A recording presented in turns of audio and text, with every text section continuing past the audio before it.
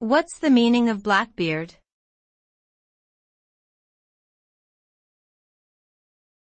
Blackbeard.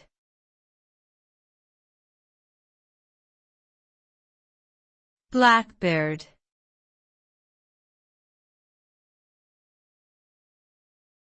Blackbeard.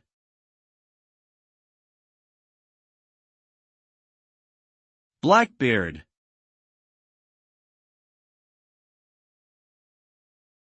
Blackbeard is a nickname given to the notorious pirate Edward Teach, who roamed the seas during the early 18th century. He earned the name Blackbeard due to his long, black beard that he would tie up with ribbons and light on fire to intimidate his enemies during battle.